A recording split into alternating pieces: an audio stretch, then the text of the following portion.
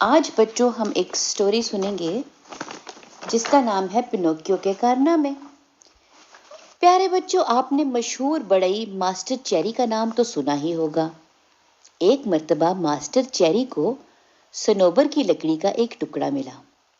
جب اس نے اس سے کچھ بنانے کا سوچا تو اس میں سے عجیب و غریب آوازیں آنے لگیں۔ ماسٹر چیری نے یہ ٹکڑا اپنے ایک دوست گپیٹو کو دے دیا جو کٹ پتلیاں بنانے میں ماہر تھا۔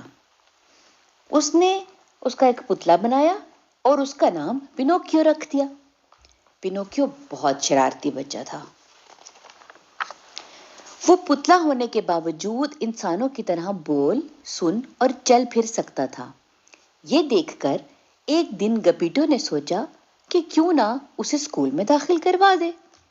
گپیٹو نے اپنا کوٹ بیچ کر پینوکیو کو اسکول کی کتابیں خرید کر دیں، لیکن وہ تو اسکول جانے کی بجائے اپنی کتابیں بیچ کر تھیٹر دیکھنے چلا گیا۔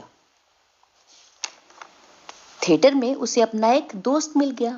دونوں کھیل کے دوران ایک دوسرے سے باتیں کرنے لگے، جس پر لوگوں کو بہت برا لگا اور انہیں تھیٹر سے باہر نکال دیا۔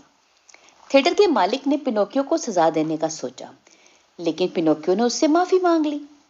اب تھیٹر کے مالک نے اس سے معاف تو کر دیا اور ساتھ ہی ساتھ 5 سونے کے سکے دیے تاکہ وہ اپنے باپ کے لیے نیا کوٹ خرید سکے۔ گھر واپس آتے ہوئے پینوکیو کی ملاقات ایک بلی اور لومڑی سے ہوئی۔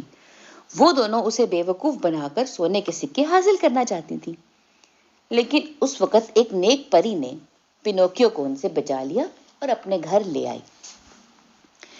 نیک دل پری نے اسے سمجھایا کہ وہ اپنے سکے سنبھال کر رکھے اور اجازت دی کہ وہ اپنے باپ کے ساتھ اس کے گھر میں رہ سکتا ہے۔ پینوکیو یہ سن کر بہت خوش ہوا اور اپنے باپ کو لینے چلا گیا۔ راستے میں اس کی ملاقات ایک بار پھر بلی اور لومڑی سے ہوئی۔ انہوں نے پینوکیو کو بتایا کہ جنگل میں ایک ایسا جادوئی میدان ہے جہاں وہ سکے دبا دے گا تو تھوڑی دیر بعد وہ دگنے ہو جائیں گے۔